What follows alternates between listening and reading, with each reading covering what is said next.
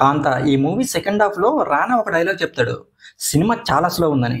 నిజంగా ఈ మూవీ కూడా చాలా అంటే చాలా స్లో ఉంటుంది. అందువల్ల ఈ మూవీ అందరికీ నచ్చకపోవచ్చు.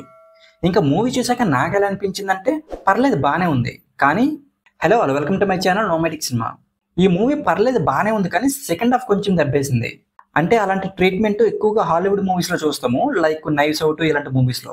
ఇంకా కథ ఏంటంటే చాలా సింపుల్ గా చెప్పాలంటే ఒక సినిమా షూటింగ్ అవుతుంది, అక్కడ ఒక మర్డర్ జరుగుతుంది. ఎవరు చేశారు, ఎందుకు చేశారు, చివరికి మర్డర్ చేసేవాడు దొరికాడా లేదా అనేది సినిమాలో చూడాలి. ఈ మూవీకి బిగ్గెస్ట్ ప్లస్ పాయింట్స్ 3 ఉన్నాయి. ఒకటి పర్ఫార్మెన్సెస్, అలాగే స్టోరీ అండ్ మ్యూజిక్. ఇవి చాలా ప్లస్ అయ్యాయి ఈ సినిమాకి. అలాగే నెగిటివ్ పాయింట్స్ చెప్పాలంటే స్క్రీన్ ప్లే. ఫస్ట్ హాఫ్ వరకు పర్లేదు బాగానే అనిపించింది, కానీ సెకండ్ హాఫ్ స్క్రీన్ ప్లే దెబ్బేసింది. అంటే స్టోరీ అక్కడే జరగడం వల్ల అంత కిక్ రాలేదు, ఆ ఇన్వెస్టిగేషన్ పోర్షను ఆ పార్ట్ అంతా.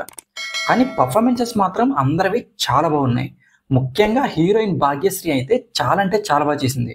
అలాగే దుల్కర్ సల్మాన్, తన యాక్టింగ్ గురించి కొత్తగా చెప్పేదేం లేదు, తను కూడా చాలా బాగా చేశాడు. మెయిన్గా క్లైమాక్స్లో ఒక సీన్ ఉంటుంది, అద్దంలోకి చూస్తూ, అక్కడ మాత్రం తన యాక్టింగ్ నెక్స్ట్ లెవెల్ ఉంది. అలాగే సముద్రికను కూడా చాలా అంటే చాలా బాగా చేశాడు. ముఖ్యంగా దుల్కర్ సల్మాన్కి సముద్రికానికి మధ్యలో కొన్ని సీన్స్ ఉంటాయి ఫస్ట్ హాఫ్లో, అక్కడ మాత్రం వాళ్ళిద్దరి యాక్టింగ్ నెక్స్ట్ లెవెల్ ఉంది. రానా క్యారెక్టర్ బాగుంది, తన యాక్టింగ్ కూడా బాగుంది, కానీ ఆ క్యారెక్టర్ రానా చేయకుండా ఉంటే బాగుండేది.